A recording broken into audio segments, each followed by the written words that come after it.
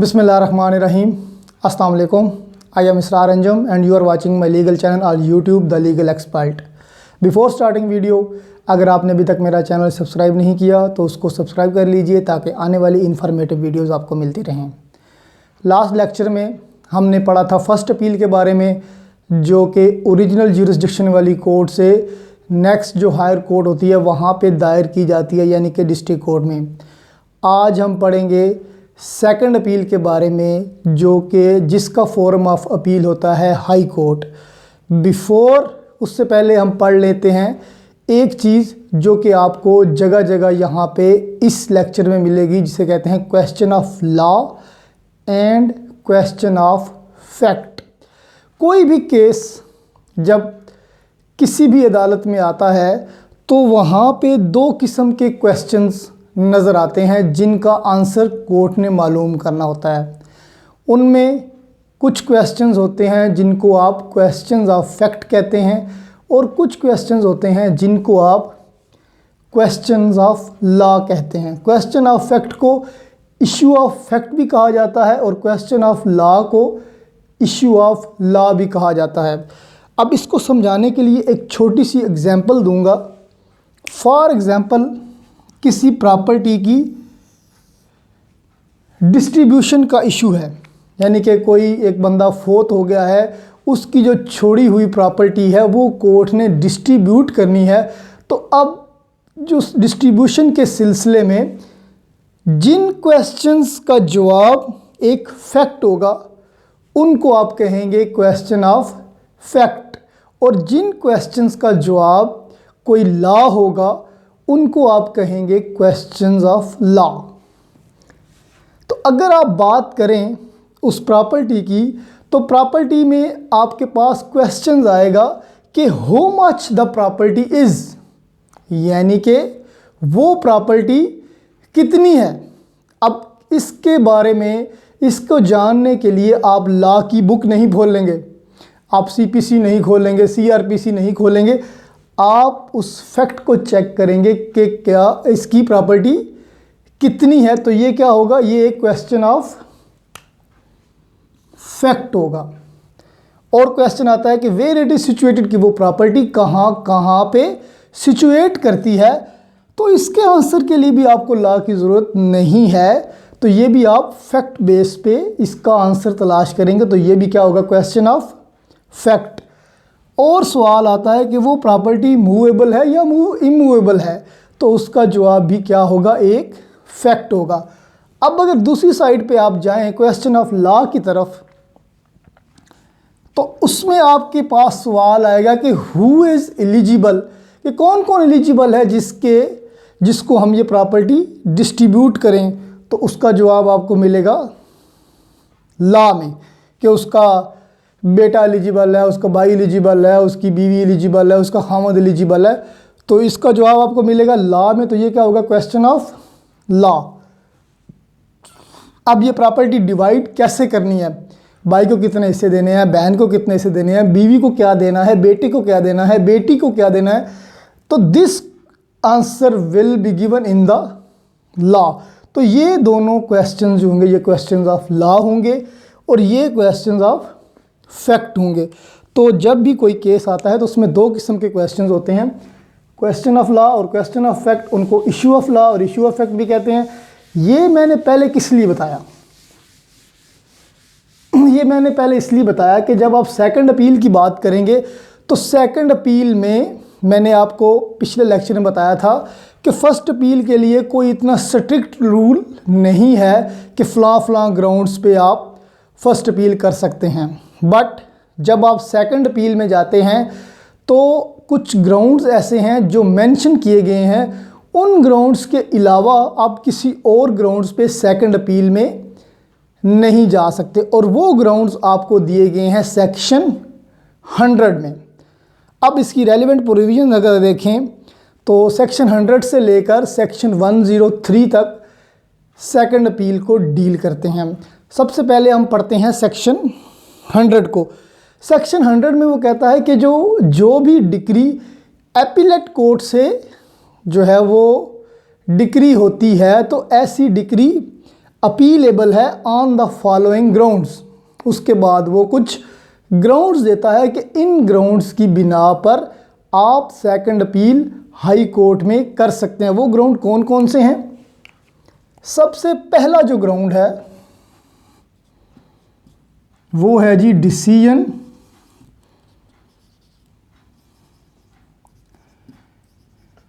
Contrary to law.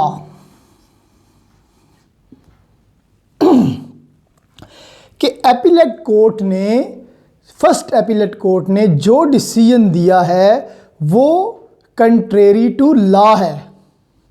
For example law कहता है कि जो बेटा है उसके हिस्से में 2 हिस्से आने चाहिए, बट उसको आपने 1.5 दिया है, उसको 3 दिए हैं, तो जो आपका डिसीजन है वो कंट्रेरी टू लॉ है। तो अगर आपका जो डिसीजन होगा वो कंट्रेरी टू लॉ होगा, देन आप हाई कोर्ट में अपील कर सकते हैं। सेकंड वन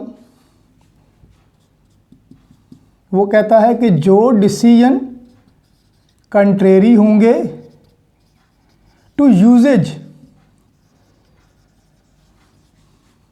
और वो यूजेज जिसका हैविंग फोर्स ऑफ लॉ होगा।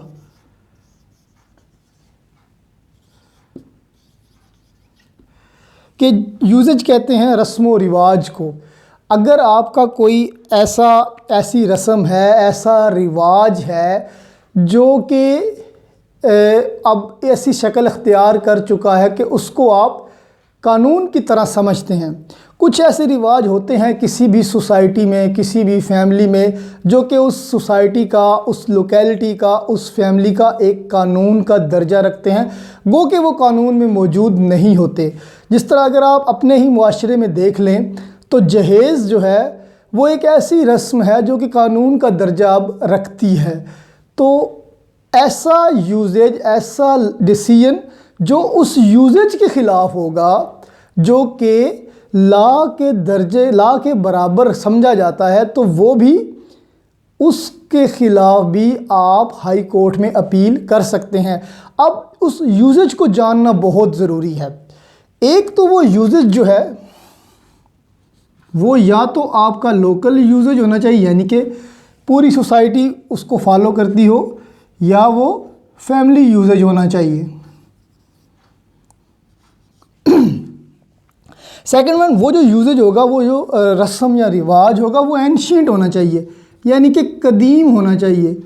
ये नहीं कि कल वो यूजेज बना और अगले दिन वो उस पे आप जो है ना वो कंट्रेरी टू यूजेज करके आप अपील में चले जाएं। एंड वो वाला जो यूजेज होगा वो इनवेरिएबल होगा, यानी कि ऐसे यूजेज को चेंज नहीं किया जा सकता। जिस तरह एग्जांपल आपको मैं अगेन दूंगा जहेज़ की, तो जहेज़ का जो यूजेज है वो एक तो कदीम है, दूसरा इनवेरिएबल है, उसको चेंज नहीं किया जा सकता, तीसरा वो सर्टन है, यानी कि यकीनी तौर पे उसको समझा जा सकता है, उसको देखा जा सकता है, उसको महसूस किया जा सकता है। और फोर्थ वन वो रीज़नेबल है। अब अगर रीज़नेबल के असल एसेंस में जाएं तो आपको पता चलेगा कि रीज़नेबल उसे कहते हैं कि जो सोसाइटी में अच्छा भी हो, फैमिली में उसको अच्छा भी समझा जाता हो। अब अगर एक आप कहते हैं कि जी हमारी फैमिली में नशा करना यूजेज है, तो वो कोई एक अच्छी चीज़ नहीं है, या चोरी का माल बेचना हमारी जी रस्म व रिवाज में शामिल है, तो वो कोई रीज़नेबल चीज़ नहीं है। अब अगर आपने किसी ऐसे डिसीजन के ख़िलाफ़ जाना है जो कि आपके यूजेज के ख़िलाफ़ है, जो कि फोर्स ऑफ लॉ रखता है, तो उस यूजेज को टेस्टिफाई करना बड़ा ज़रूरी है। वो एंशिएंट होना चाहिए, इनवेरिएबल होना चाहिए, सर्टन होना चाहिए एंड रीज़नेबल होना चाहिए। तो उस यूजेज के ख़िलाफ़ अगर कोई डिसीजन आपका आ गया एपीलेट कोर्ट में, तो आप उस डिसीजन को सेकंड अपील में लेके जा सकते हैं, यानी कि हाई कोर्ट में लेकर जा सकते हैं। तीसरी चीज़ जो इसमें आएगी कि जो आपका डिसीजन है failed to determine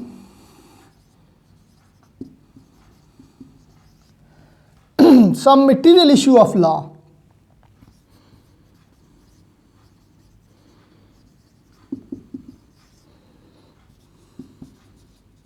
Issue of law और यूजेज कि जो डिसीजन आपकी फर्स्ट एपीलेट कोर्ट ने दिया है उसमें से उसने कुछ ऐसे मटेरियल इशू ऑफ लॉ को डिटरमिन करना छोड़ दिया है कि जो आपका मतलब अगर वो डिटरमिन हो जाता मटेरियल इशू तो केस का डिसीजन क्या होना था, अलग होना था। अब इसी का टेस्ट मैं आपको बता दूं कि उस मटेरियल इशू को टेस्ट कैसे करते हैं। अगर आप ये प्ली लेके जाते हैं कि जी एपीलेट कोर्ट ने फलां मटेरियल इशू को अच्छे तरीके से डिटरमिन नहीं किया, तो आपको वहाँ पे क्या टेस्ट पेश करना पड़ेगा? आपको ये टेस्ट पेश करना पड़ेगा कि अगर इस मटेरियल इशू को अच्छे तरीके से डिटरमिन किया जाता तो जो फैसला एपीलेट कोर्ट ने दिया है it would be a different one. कि जो अगर आप इस इशू को लेके कोर्ट में जाते हैं कि मटेरियल इशू को सही तरह डिटरमिन नहीं किया, तो आपको ये साबित भी करना पड़ेगा कि इस मटेरियल इशू को अगर अच्छे तरीके से डिटरमिन किया जाता तो फैसला और होता। तो अगली चीज़ जो इसमें ग्राउंड आएगी वो आएगा सब्सटेंशियल डिफेक्ट और एरर इन प्रोसीजर।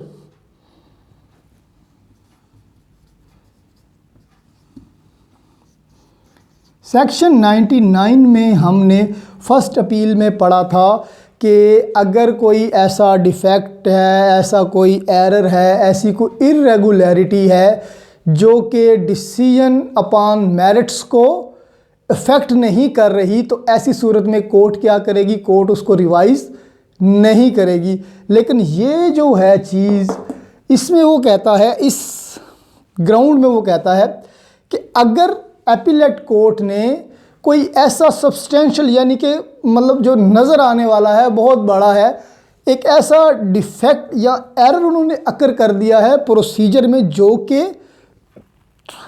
प्रोसीजर के ख़िलाफ़ है, तो ऐसी सूरत में आप इसको लेके हाई कोर्ट में जा सकते हैं। अब वो क्या हो सकता है पॉसिबली, मतलब वो अगर मैं आपको एग्जांपल दूं तो वो क्या हो सकती है? तो वो हो सकती है कि जी एपीलेट कोर्ट ने ओमिशन कर दिया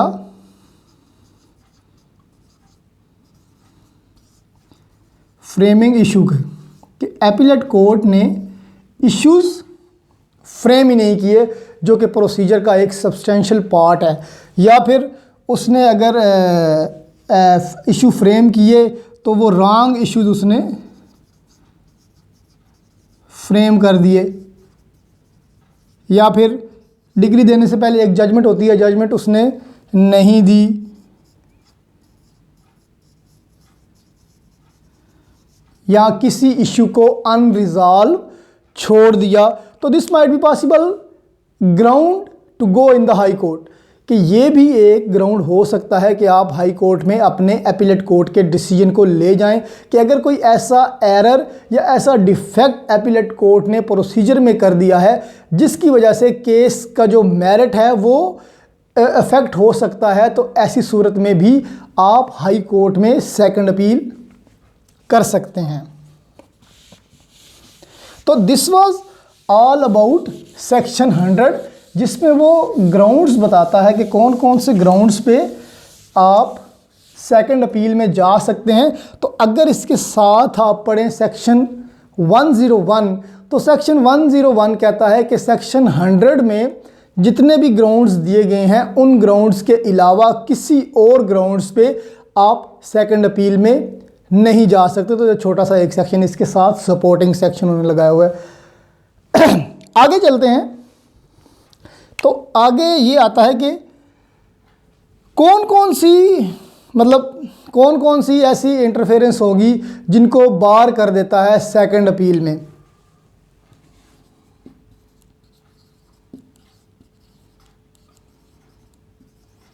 interferences barred in second appeal, कि सेकंड अपील में कौन कौन सी चीज़ों को आप लेकर नहीं जा सकते। सबसे पहले चीज़ आएगी उसमें फाइंडिंग ऑफ फैक्ट। जिस तरह सबसे पहले मैंने आपको बताया कि दो किस्म के क्वेश्चंस होते हैं, questions of fact and questions of law. तो जो भी प्रॉब्लम्स क्वेश्चंस ऑफ लॉ के होंगे वो डिटरमाइन करेगी आपकी हाई कोर्ट सेकंड अपील में। हाई कोर्ट कभी भी क्वेश्चंस ऑफ फैक्ट को नहीं छेड़ेगी। तो ये एक अंडरस्टूड सी बात है कि फाइंडिंग ऑफ फैक्ट पे हाई कोर्ट में आप सेकंड अपील नहीं लेकर जा सकते। सेकंड वन ये होगा कि नो फ्रेश प्लीज, कि नया नवेला केस आप उसमें नहीं इंट्रोड्यूस करा सकते सेकंड अपील में, कि जी जो आपने पहले जो है ना ओरिजिनल जुरिडिक्शन की कोर्ट में नहीं किया, एपीलेट कोर्ट में नहीं किया, वो आप लेके चले जाएं जी हाई कोर्ट। तो हाई कोर्ट में न्यू प्लीज आप एंटर नहीं कर सकते। थर्ड वन इज कि जो भी कॉग्निजेबल होंगे केसेस स्मॉल कॉजेज कोर्ट में,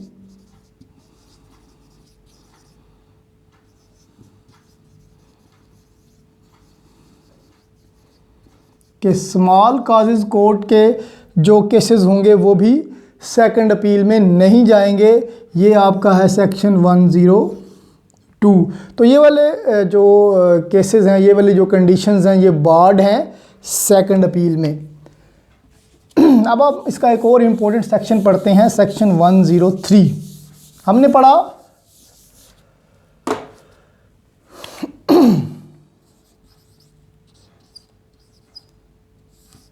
हमने ये पढ़ा है कि जो आपकी हाई कोर्ट है, जो आपकी सेकंड अपील होगी, उसमें फैक्ट्स को डिस्कस नहीं किया जाएगा, फैक्ट्स को डिटरमाइन नहीं किया जाएगा। It will only deal with the questions of law. अगर लॉ में कोई प्रॉब्लम्स आई हैं, लॉ को इंटरप्रेट करने में, लॉ को आगे मतलब उस केस में लगाने में कोई प्रॉब्लम्स आई हैं, तो वो डील करेगी हाई कोर्ट। बट सेक्शन 103 में वो एक छोटी सी एक्सेप्शन देता है कि अगर हाई कोर्ट के पास सफिशेंट एविडेंस मौजूद है कि फ़लाँ फैक्ट को जो कि नेसेसरी था डिस्पोजल ऑफ द केस में, कि ऐसा फैक्ट जो कि नेसेसरी था कि उससे केस को डिस्पोज ऑफ किया जा सके, उसी को छोड़ दिया अपीलेट कोर्ट ने।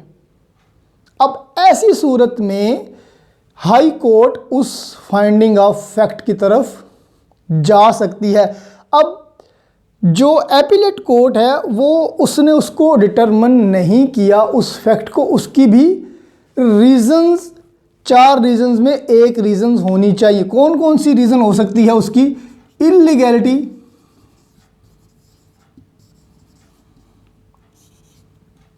ओमिशन।